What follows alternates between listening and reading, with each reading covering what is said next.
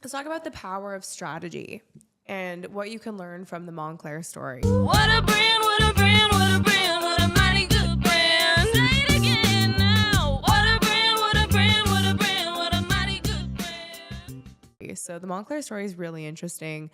Remo Ruffini purchased Moncler in 2003 for literally pennies on the dollar. He bought the company for just over $1 million. And it is now today worth $13 billion. So when he came in, he bought a struggling company. He took many of the same designs, the same logos for jackets that were once sold for $100 to be sold for thousands of dollars, bought the likeness of celebrities, and really used the power of strategy to turn a failing brand into one of the most coveted brands in the world. What do you think was the change of strategy? I understand that he raised his prices and changed the distribution level, but I would be interested in knowing what the tipping point was that made it attractive to celebrities. Because you get one wearing it. How did he take the same product and make it attractive to celebrities? It was design and access, right? Like he took, before they were sold in Decathlon stores, which you could get kind of anywhere in Italy.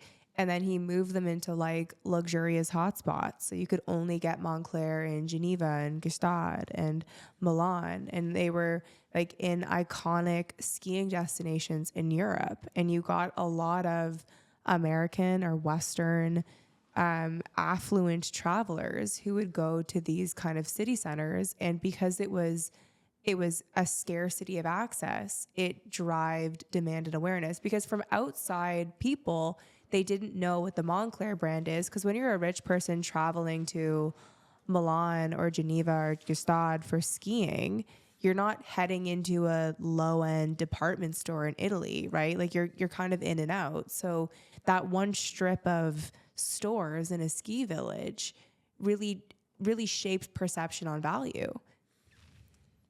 It's kind of interesting that if your area has something that is exclusive to the rest of the world, by taking that product and making it seem rare, it then creates market share in other countries, because they were selling Moncler in their own jurisdiction at their version of a Bass Pro Shops or something like that. But when they realized that this was a superior product for the skiers in that region, by taking kind of a quarterly hit on profits, by taking it out of the mass sales in your local jurisdiction, and then presenting it kind of as a national brand that fits the highest level, it then created demand in Europe and North America, the rest of Europe and North America. Totally, but I do want to take a different approach with Moncler, right?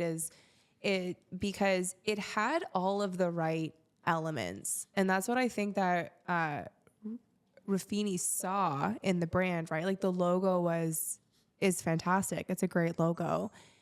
What he changed though is what actually matters almost most to the brand, right? It's they made a fantastic store experience. The Moncler stores are beautiful. They're pieces of art. A lot of the design of the jackets are quite unique. They're quite feminine. They're quite the design alone is high end because it's very unique.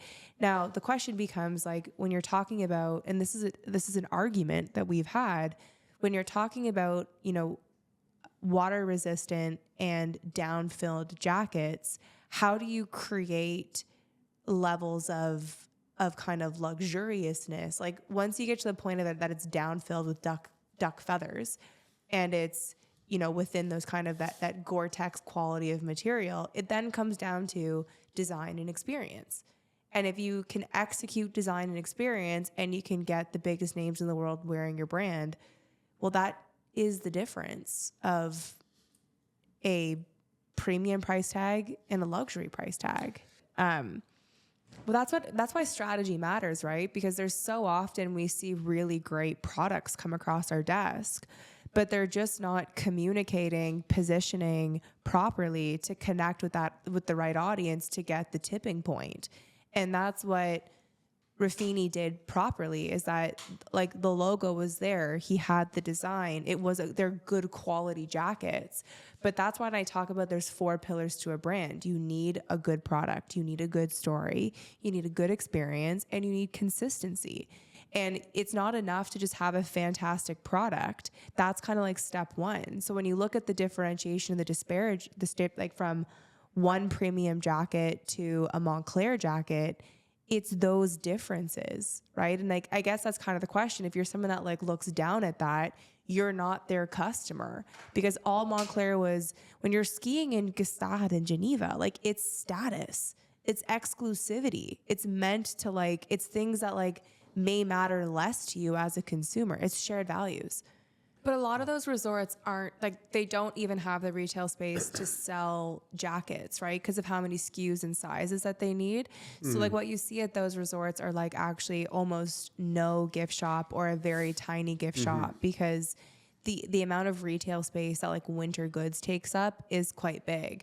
That's why there's actually such a shopping epicenter tied to skiing. Because when you need like skis and like all the different materials are quite bulky and big, you need shopping to go with skiing. I'm just saying there's a potential strategy there that you would showcase it, you would offsite the inventory. But I think these places could look at increasing revenue by really charging a premium if you're the top ski resort in Switzerland, right? Whatever they're showcasing there would be. Anyhow, I think there's something to that in terms of like getting on the digital trend, because if you go to the best spot in the world for surfing, wherever, but